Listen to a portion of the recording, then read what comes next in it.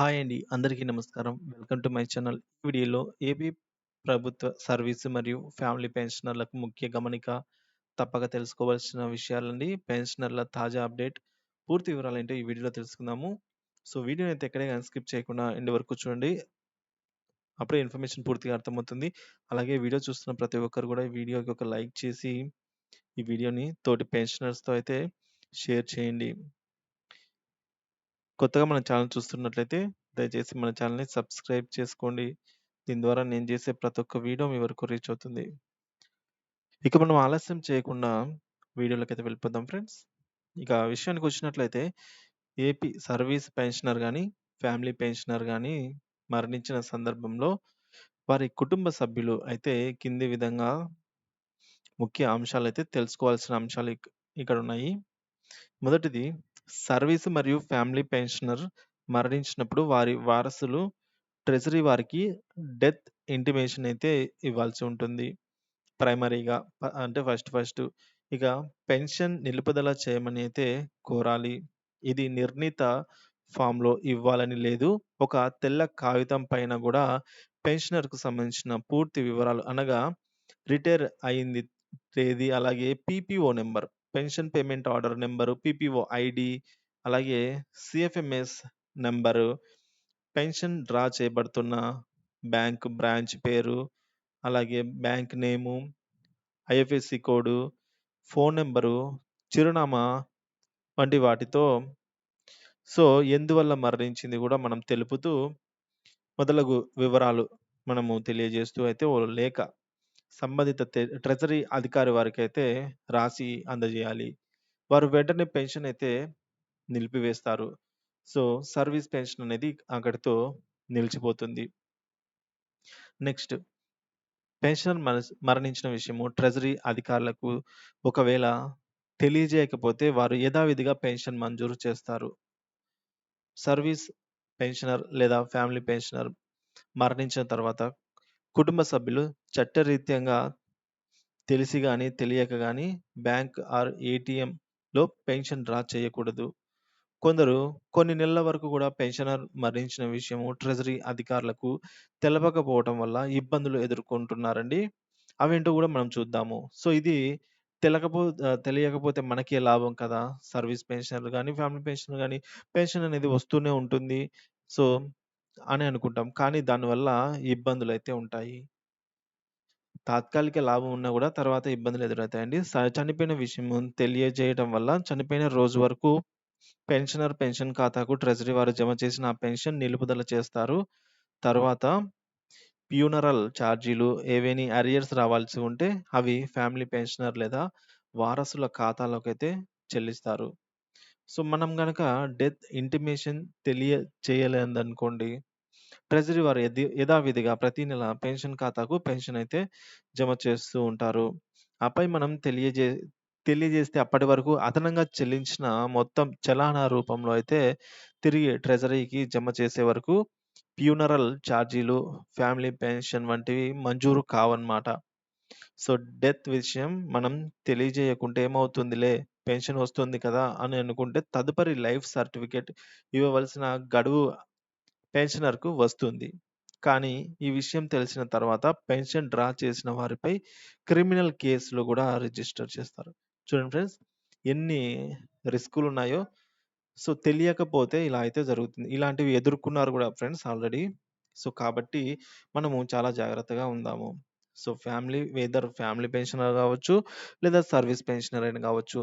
అతను మరణించిన వెంటనే మనము ట్రెజరీ అధికారికి ఒక తెల్ల కాగితం మీద ఇందాక మనం చెప్పుకున్న డీటెయిల్స్ అన్నీ గూడా ఫిల్ జేసి, పీపీఓ ఐడీ, పెన్షనర్ నేము, అడ్రెస్సు, చిరునామా మొత్తం ఎలా చనిపోయారు, ఏం జరిగింది అన్నీ మొత్తం రాసి వాళ్ళకి అందజేశామంటే, వాళ్ళు ఆ రోజు వరకు అంటే చనిపోయిన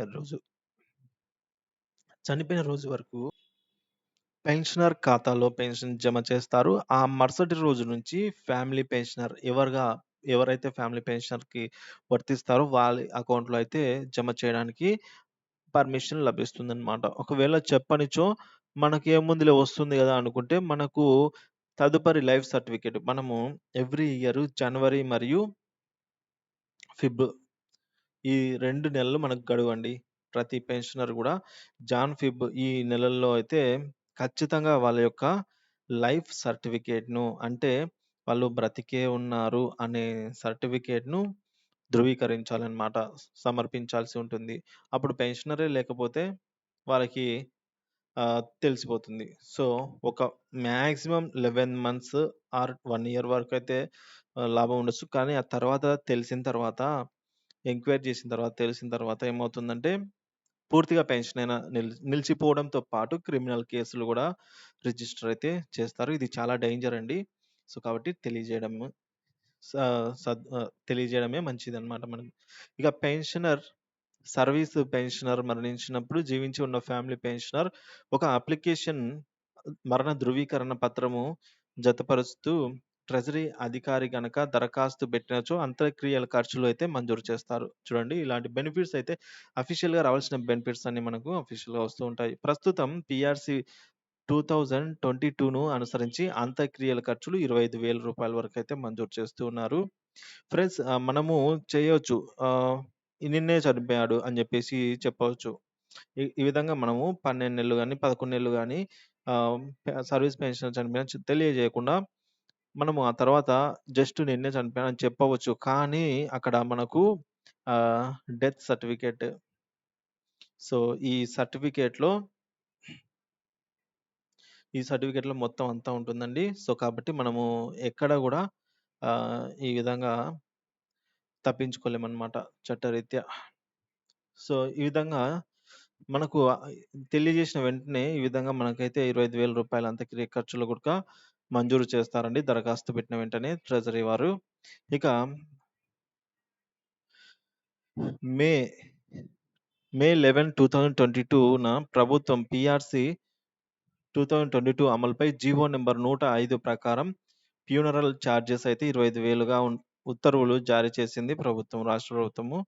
సో, ఇప్పటివరకు ఉన్న 15,000 లేదా ఒక నెల పెన్షన్ ఏది ఎక్కువైతే దాన్ని మంజూరు చేసేవారు. ఇప్పుడు దీనికి ముందు ఈ 2022 ఆహ్, దీనికి ముందనమాట. ఈ జీవోలో నెల పెన్షన్ రద్దు చేసి రూ. 25,000గా ఫిక్స్‌డ్‌గా అయితే ఫ్యూనరల్ చార్జీలనైతే ఖరారు చేశారు. సర్వీస్ పెన్షనర్ జీవించి ఉండి, ఫ్యామిలీ పెన్షనర్ మరణించిన సందర్భాల్లో కూడా అంత్యక్రియల ఖర్చులకైతే డబ్బులు మంజూరు చేస్తారు.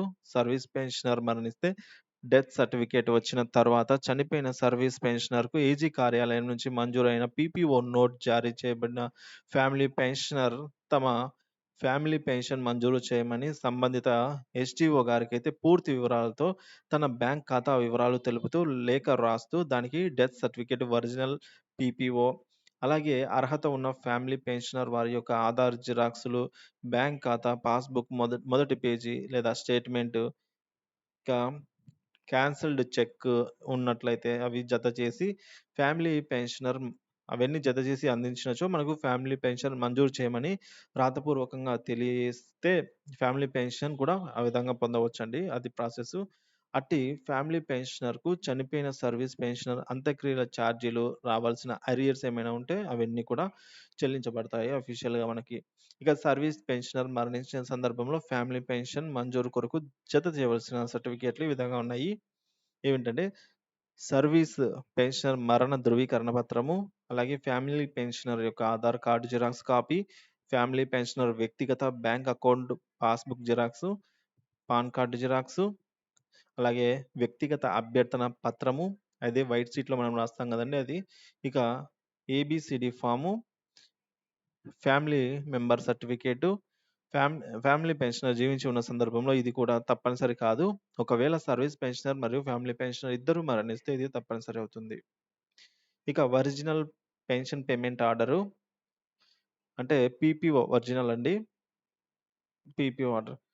అకౌంటెంట్ జనరల్ ఆఫీస్ నుంచి గాని, లేదా లోకల్ ఫండ్ నుంచి గాని వచ్చినది.